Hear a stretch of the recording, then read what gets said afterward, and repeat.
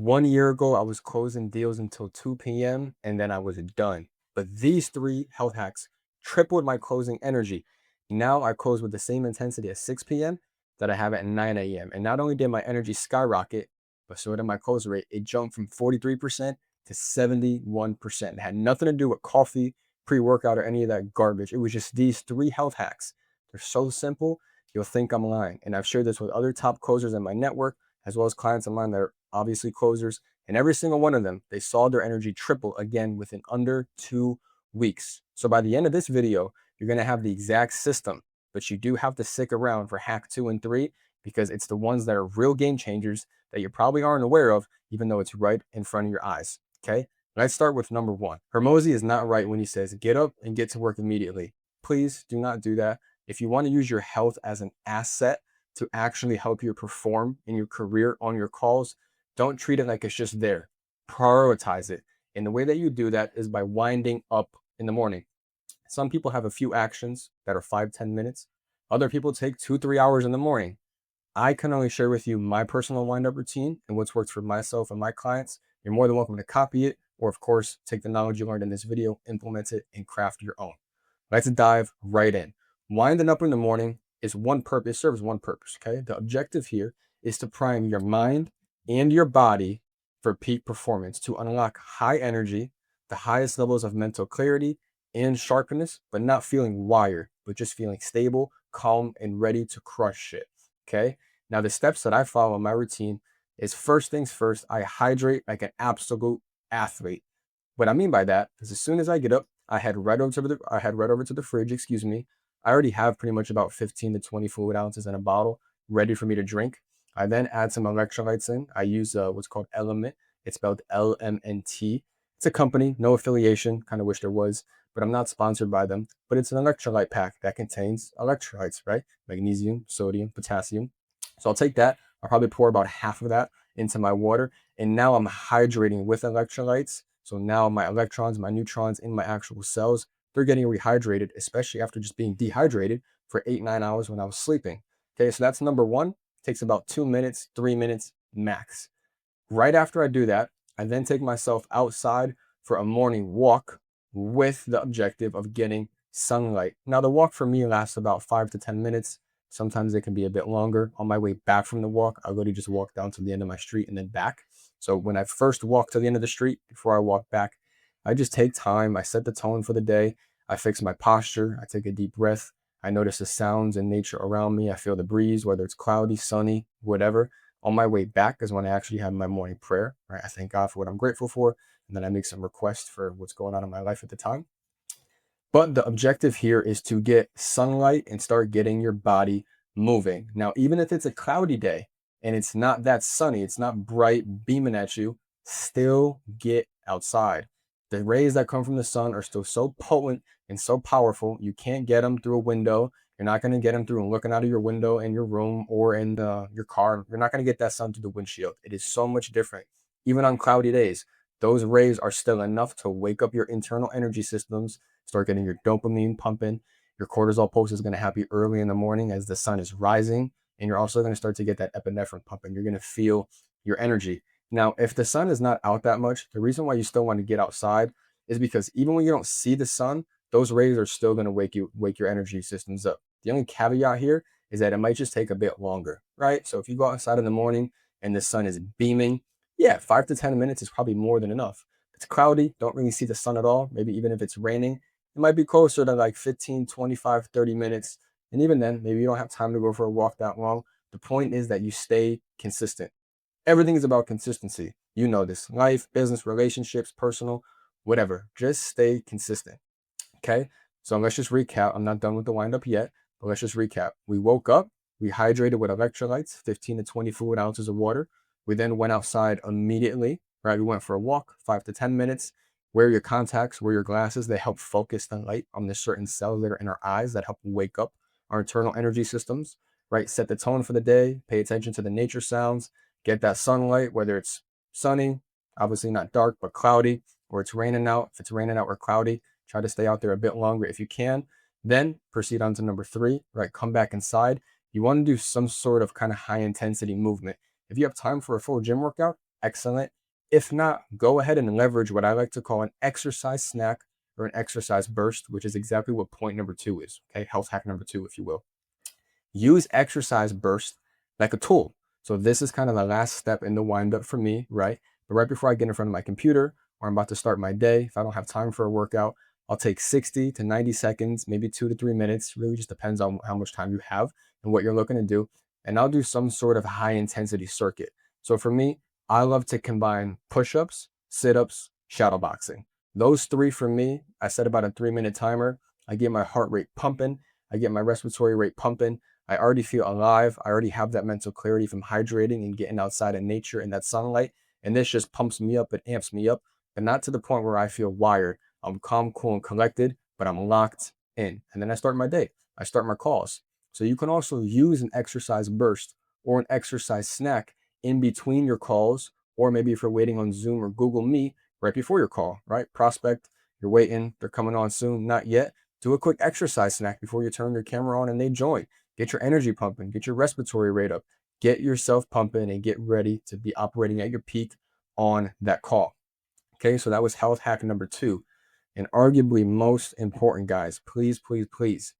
A lot of you want to fall asleep fast at night. You want to have that beautiful, deep restorative sleep, but you don't prepare yourself for deep restorative sleep, right? You'll prepare yourself in the morning. You'll wind up in the morning because you know how essential that is, but you won't wind down at night and prepare yourself for sleep. Okay, you can't drive a car on the highway at 60 miles an hour, for example, and then pull right into the garage or pull right into a driveway without braking. It's physically impossible. Okay, and you know this. Sleep is the same way. We can't go from being on our computer or doing whatever we're doing to hopping in bed and expecting to fall asleep quick and optimize and to get the highest quality of sleep. That ain't happening. Good news is you can actually have an evening routine that can allow you to fall asleep fast and allow you to get that deep restorative sleep. And even more importantly, doing these things consistently. So again, I'm going to share what my wind down routine is, or my evening routine, what it consists of. And again, you're more than welcome to copy it or craft it, whatever you like. Okay. First thing that I do is I set a timer on my phone. I have an alarm that's set for 90 minutes before my target bedtime. More often than not, I want to have my head on the pillow by 10:30, 10:45 with an objective to be asleep by 11 p.m. Okay. Doesn't always happen, but 85 to 90% of the time, I'm consistent with my wake times and my sleeping times, my bedtime. Okay. So once that timer goes off, here are my set of actions, my evening wind down routine. The first thing that I do is I put on my blue light blockers. Okay. So these are just my regular prescription glasses.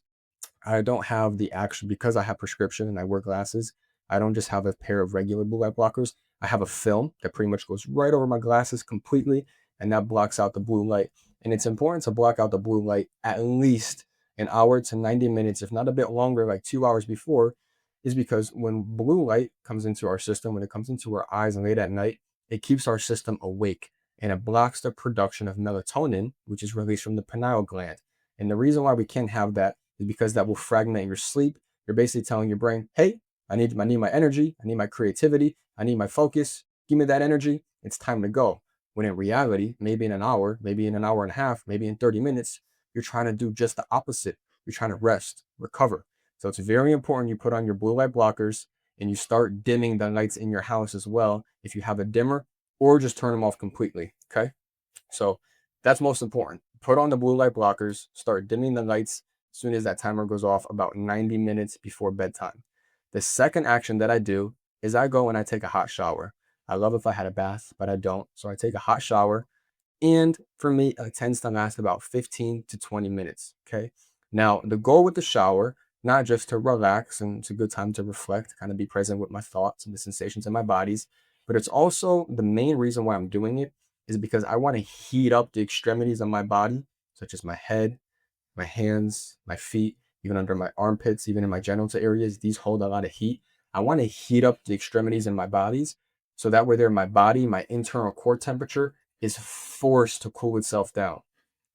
The internal core temp that you have is directly correlated to how fast you fall asleep and how long you stay asleep and how deep your sleep goes. If you're in a hot room, you know this, you'll never get the best quality of sleep. If you're in an absolute ice box, you still won't get the best quality of sleep, but you want it to be almost as cool as possible. Okay.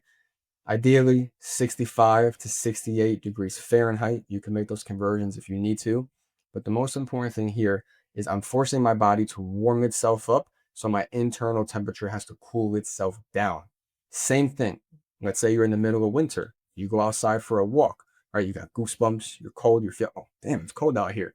You give it a few minutes, your body starts to warm itself up. You didn't notice that maybe the goosebumps start to go away. Maybe you're still cold, but at least now you're not shivering. That is because your internal core temperature had to rise because your external core temperature was getting lower and lower, and the body has to come back to a balance of one.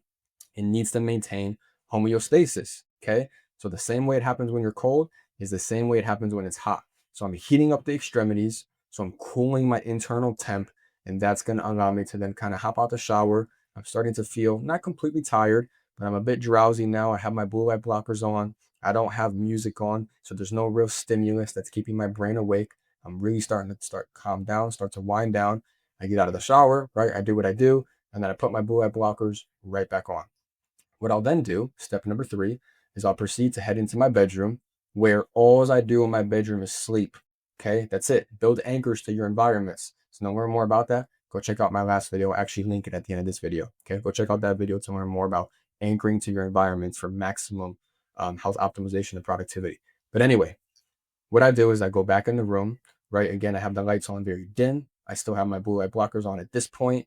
And then I either read an audiobook, right? Or I'll read an actual physical paperback book. Right now, again, I'm still reading Meditations, as I said in the last video, by Marcus Aurelius, one of my favorite books of all time. So generally, if I'm really tired, I'll still try to make it a point to read because I want to learn. I want to feed my mind, right? I want to continue personally developing. But at the same time, if I'm not really exhausted or I'm not crazy tired yet, I typically take about 15, 20, sometimes 30 minutes. I'll read a few chapters, right? Then I'll put the book down and I kind of just sit there, think about it, reflect. If I learn something, I try to go implement it as long as it doesn't take a lot of brain power, right? A lot of mental energy, because I don't want to wake my brain back up. I want to continue to slow it down, calm it down, wind it down. So I'll either listen to the audiobook or I'll read my book for anywhere between 15 to 30 minutes. By this time, I'm pretty much ready to go. I would say even on my worst night, I'm probably 75 to 80% ready to fall asleep. Now, the cherry on top is what I'll then do is I take my phone, right? I still have my blue light blockers on, and this is the last activity I do with any electronics. I have my brightness all the way turned down, plus I have my blue light blockers on, plus I have the light in my room at a very, very, at the lowest dim it can be without obviously not walking into the wall. I can still see where I'm going.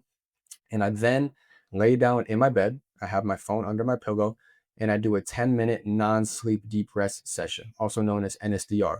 And yes, I did get that from Andrew Huberman. Essentially, at its essence, it's really just a very comprehensive body scan. Remember this, you cannot stop racing thoughts by trying to think. It's like trying to fight fire with fire. You're not going to get anywhere. But if we can put our attention and our focus on the sensations in our body, that can allow the mind to kind of unravel itself, deal with its own problems by putting our focus on the sensations in our body. So that's exactly what I'll do. For those 10 minutes, it's a very comprehensive body scan. I'm focusing on my breath. I'm focusing on certain sensations. I'm basically following a script that Huberman is talking about in the video. And sometimes I damn near fall asleep during the video. That's the only time where my phone will really stay in my room. But again, 80 to 90% of the time, I'm usually very tired. I'm very drowsy, ready to fall asleep. But I then take my phone, I plug it in a different room. I have no electronics in my room. Okay. I keep my room as cool as possible, like we talked about, as dark as possible, as quiet as possible, no electronics in there whatsoever. And at the same time, also as clean as possible. Okay. So then take my phone, I go plug it in a different room, finally take my blue light blockers off. I then go ahead and at that point, I'll turn the lights off in the room and then I get in my bed and I'm ready to basically fall asleep. Sometimes if it takes me a bit longer, usually I drowse away between 5 to 10 minutes. But if I'm still having a hard time falling asleep, I'll again put my focus back on my breath into the nose, out through the mouth. Give that about 5 to 10 minutes and boom, I'm usually asleep right there. Okay, so to recap, very first thing, wind up in the morning. Prime your mind and your body for peak performance by hydrating like an athlete, 15 to 20 fluid ounces of water added with electrolytes. As soon as you finish after that, go outside, go for your morning walk, feel the sensations in your body, be present, set the tone for the day, look around, look at nature. Okay, get that sunlight, start waking up your internal energy systems. Then come back inside. If you have time for a workout, awesome. Head to the gym or do bands, body weight, whatever is good for you. If you don't have too much time, got to start hopping on some calls. At that point, do a quick exercise snack, right? 60 to 90 seconds, maybe a few minutes, high intensity circuit, get your heart rate flowing or pumping, get your respiratory rate pumping, get your energy at its peak. Okay, that is the wind up routine. Ideally, 15, 30 minutes max. No need to go beyond that unless you choose to. Okay, number two, just like we do in kind of that third step in the wind up, use exercise snacks as a tool. Use them as an actual tool that can be used either before a call while you're waiting on Zoom or during, before you're, or not during the call, excuse me, but during your calls before you're about to hop on your next call. If you're feeling okay, but you're not feeling your absolute peak, do a quick exercise snack, get rid of whatever that lethargy is or that little low energy, boom, right back at your peak. That's an exercise snack, okay? And last but not least, wind down at night, okay? An hour, 90 minutes before bed, set an alarm. When that alarm goes off, put on your blue light blockers, okay? Stop all electronics for the rest of the night. Make sure that you're not doing anything that's mentally debilitating or exerting. We don't want the brain working when we're trying to get it to fall asleep within an hour or two, okay? Wind down, have a few set of actions. Again, take that hot shower. We heat up the extremities, so we drop our core temp. Get out of the shower, put your blue light blockers back on, head into the bedroom, right? Dim the lights down. Keep your blue light blockers on. Sit down, read, journal, whatever works for you, right? 15, 20, 30 minutes. Boom. Take your phone, whatever it is, do a guided meditation session, do a guided non-sleep deep rest or NSDR session. Wind down, put your focus on the sensations in your body. Can't stop your mind with the mind, okay? Can't fight fire with fire. Next thing you know, you'll be drowsy.